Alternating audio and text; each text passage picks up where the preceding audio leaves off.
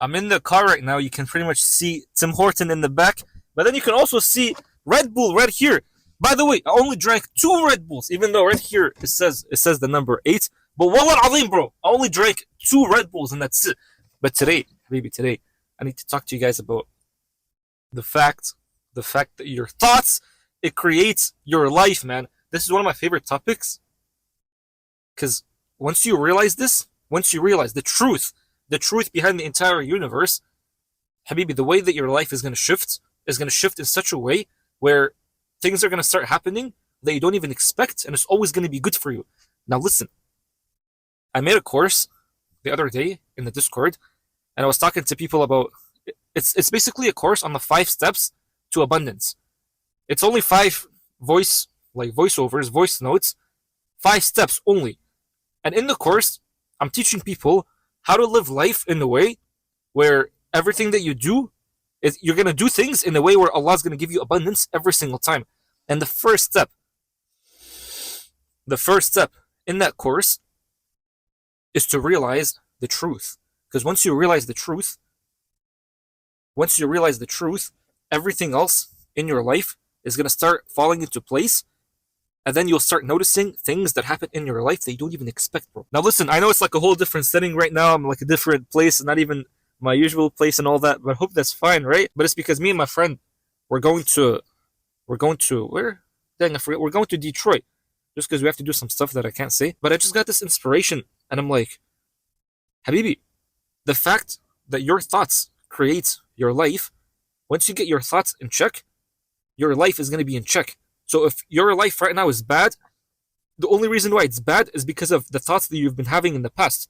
And the only way to put your thoughts in check is to realize the truth about the world. The more you love the truth, the more that the truth is going to serve you. And so some of you guys are going to be like, well, bro, what is the truth? And so that's the thing. There's only one truth in the world. One truth. A lot of people say it's like, oh, there's 2 things that are guaranteed in your life. It's death and taxes. But not really. Obviously, yeah, it's guaranteed. But that's not the truth. The truth in life is that there is La ilaha illallah. There is nothing in the world that's worthy of your attention except Allah. There is nothing in the world that's worthy of your worship, of your thoughts, except your Creator. And this, Habibi, this is so freaking powerful, man. Because my entire life, like I was born a Muslim, right? But this whole thing never came into my brain. That's why they say it's like once you realize the truth shall set you free. When you realize the truth is going to set you free. So when you realize that there's truly La ilaha illallah, this is going to set you free. Like when I was young, I used to care so much about like people's opinions and what they're going to be thinking of me. Nowadays, because like I always remind myself that this is the truth, I walk around, like I literally walk around, people look at me, and it's like there's no internal dialogue in my brain where it's like, no, but what are people going to be thinking of me and blah, blah, blah. And so you'll notice that you live your whole life without thinking. You don't think, because all you're doing is just, you're doing things in the world, within the world, and you know that Allah, because there's La ilaha illallah, you always have your trust in Allah. It's like you're a baby in a cradle, and someone's moving this cradle, and all you're doing is just flowing with the universe. So you're flowing within Allah's will. So for example, let's just say right now, you're depressed, right? So if you're depressed, once again, your thoughts are creating your life. Because again, like life is basically a mirror from what's within. So because you're depressed and your thoughts are creating your life, once you realize that there is La ilaha illallah, that there is nothing worthy of your attention except Allah, then once you put your attention to Allah, then you're putting your attention on the infinite. You're putting your attention on the thing that's always here, on the being that's always here, on the being that does not change. It's the constant. When you're asleep, that being is there taking care of you. When you're awake, that being is there taking care of you. It's only when you bring like the negativity, the ego, when you bring that into your mind, and then you live your life like that, you start, like when you start resisting through your thoughts, life, then you'll notice that anything that you do It's almost like there's no more blessings in anything. So if you're running a business, for example, and you're just so stressed, you're always thinking negatively, you're always just resisting, that's when you'll notice that nothing's going to be working. If you have cancer, maybe, if you have cancer, I'm being serious though. If you have cancer, they gave you the news that you have cancer, and then you start resisting. Like you start resisting, you start being sad, even if they told you you have 2 days to live. If you start resisting, if you start being sad, then you're not flowing with Allah's will. Then you're not realizing that there is La ilaha illallah. Because when you realize that there is La ilaha illallah, automatically, what are you going to be doing? Automatically, you're just going to surrender. You're just going to submit. You're going to submit to the will of this being, because this being is all there is, man. This being is all there is. You look at every single atom in the world, you go deep into the atom, what is it made out of? It's only existing because of this being's mercy. It's only existing because this being is allowing the atom to exist. Even my body, like me existing right here, it's because of Allah's mercy. And what's so beautiful is that Inna lillah wa inna ilayhi raji'un, right? Like, we come from Allah, and to Allah we're going to return. That's why when someone dies, we say that. Because that's what's going to be happening. When we die, we go back to Allah. The real us, like the soul, is going to go back to Allah, because it's like we're not bodies, right? We're just souls that are in a body right now. But the real us is the soul. So once again, it's like whenever you start resisting things that are happening in your life, whatever they are, once you start resisting them, that's when you'll notice that because you're not in a state of Islam, you're not in a state of surrender to the will of this being, then that's when you'll notice like your life is going to become tight. Your thoughts are going to start creating negative things in your life. But then once you submit to the will of Allah, because La ilaha illallah, once you submit to this will of Allah, that's when you'll notice, even if you got hit with like a huge tax receipt, because it's tax season, right? If you get hit with like a huge tax receipt and you don't resist, that's when you'll notice it's like Allah, like the creator, is going to start giving you more. Allah is going to start putting more blessings into your life. Like, again, if you have cancer and then you're like, well, so what?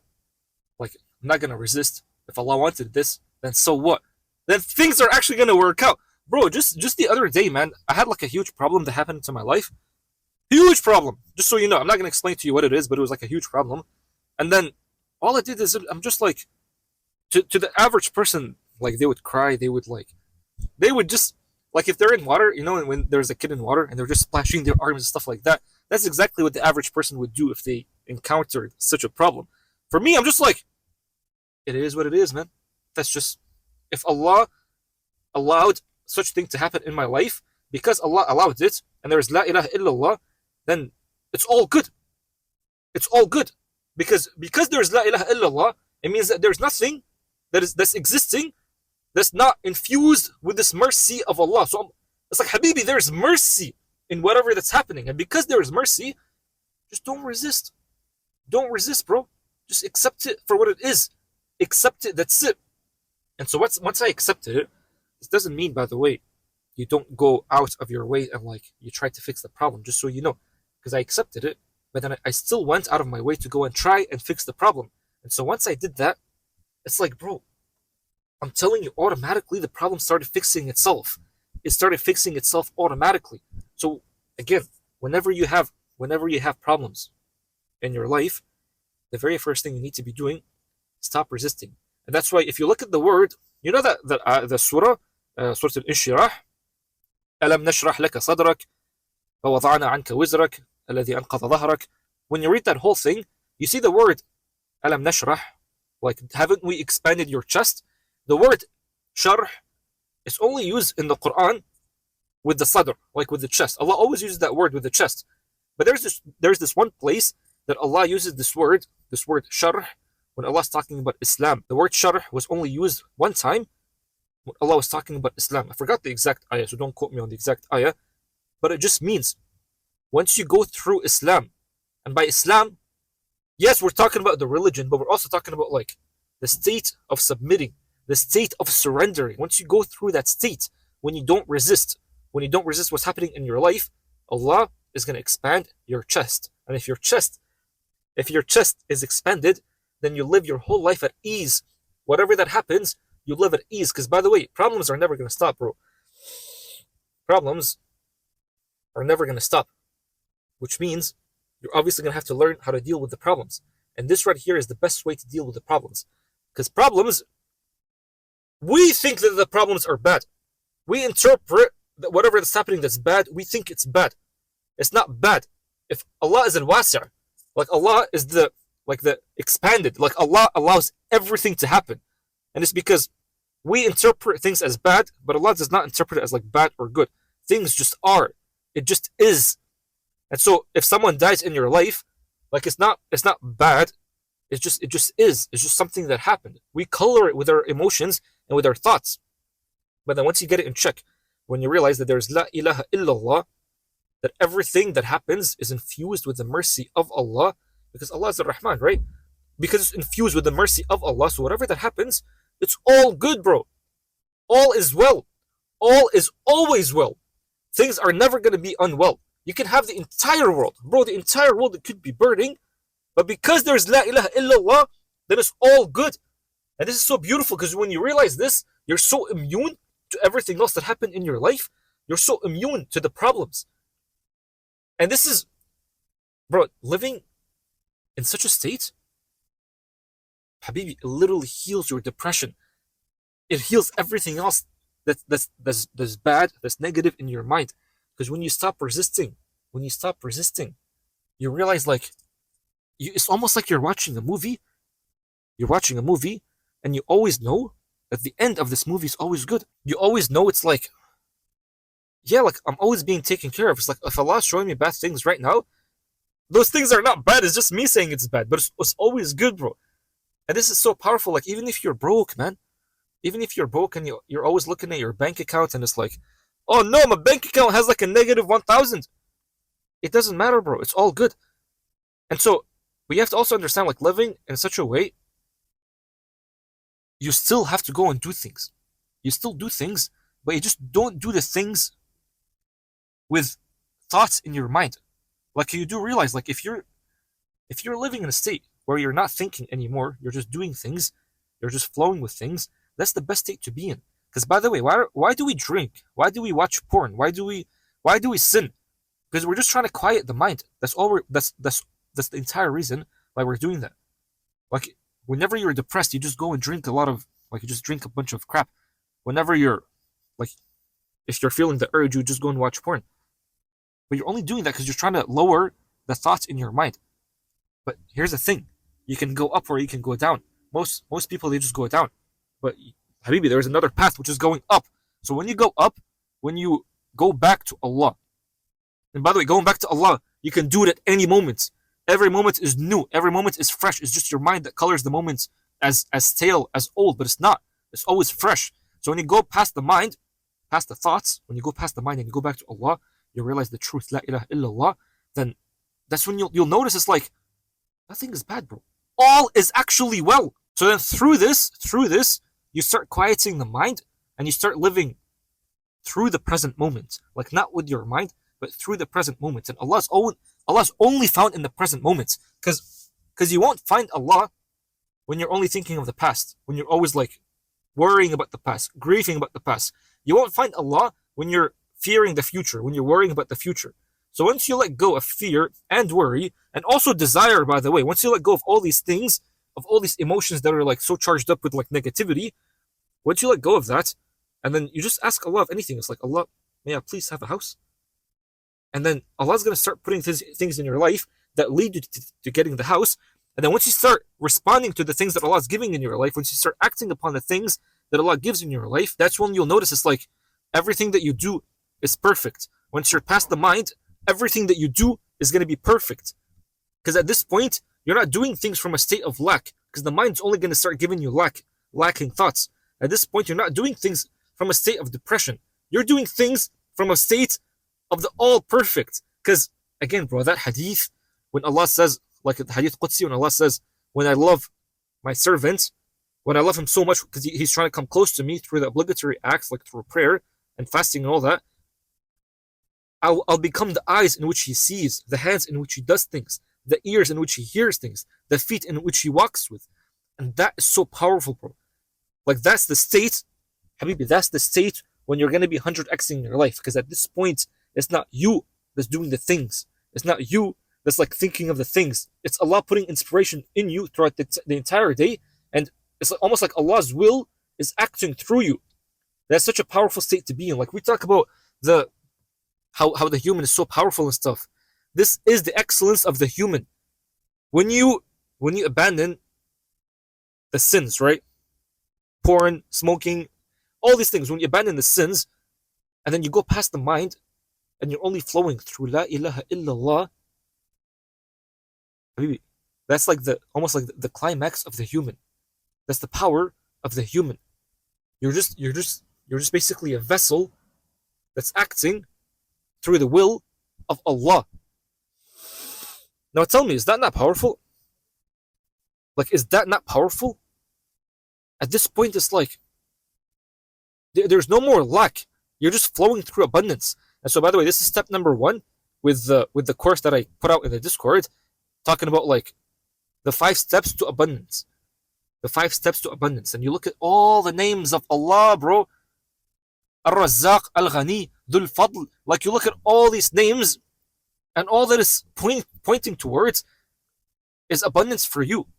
Like, beautiful life for you. Allah doesn't want you to live in this life, in a horrible life. Like, why do we think we say, Allahumma atina fi dunya hasana, wa fil akhirati hasana, wa qina adhab an-nar. You're not supposed to be living in depression in this life, bro. You're not supposed to be living in stress in this life. Even if you look at the Anbiya used to go through stress, yes. Like, if you look at their life, it is stressful. But they're living that whole life not from a point of view of stress. They're living their life from a point of view of like abundance, of like Allah's always here. And so if Allah's always here, if truly La ilaha illallah, how can things be bad? How can things be horrible? How can you be in depression? How can you be in stress, bro? How can you even be sad? Like, sure, be sad for a few moments, but like, you can't be sad forever when you know that La ilaha illallah, man. Like, the fact that there's La ilaha illallah is so powerful, because this is the truth. This is the only truth. So whenever you're doubting, whenever you're feeling sad, you're in depression and all that stuff, just Habib, you realize the only truth is that La ilaha illallah. And that's why they say, like, the truth shall set you free. The truth is so powerful, man. Like, whenever I even have like bad things in business and whatever, I'm just like, bro, like what am I saying? Like, La ilaha illallah. Am I really gonna be hurt when there is La ilaha illallah? And that's when you look at the Sahaba too, like the companions of Muhammad sallallahu alaihi wasallam. They knew that there's La ilaha illallah. Like, once they started knowing that, they would go through torture, and they would be like, bro, I don't even feel pain. Like, there is no more pain. Why? Because La ilaha illallah. You look at Bilal, like at the time of Muhammad sallallahu alaihi wasallam, you look at Bilal. This guy used to be tortured, and he didn't know a bunch of words, right? Like, he didn't know what to say, like a bunch of words. So he would just be like, Ahadun Ahad. Like, it's just the one. The one is all there is. And because the one that's all there is, because of that, there's nothing bad, bro. There's nothing bad. Things can happen. I could have my legs cut off. There's nothing bad. It's all good. And it's like, they're not even delusional too. That's not even called delusion. It's just, that's how things are. When you go past the form, and you realize the truth, you'll know it's like, all there is just good. And because of that, nothing bad can happen to you.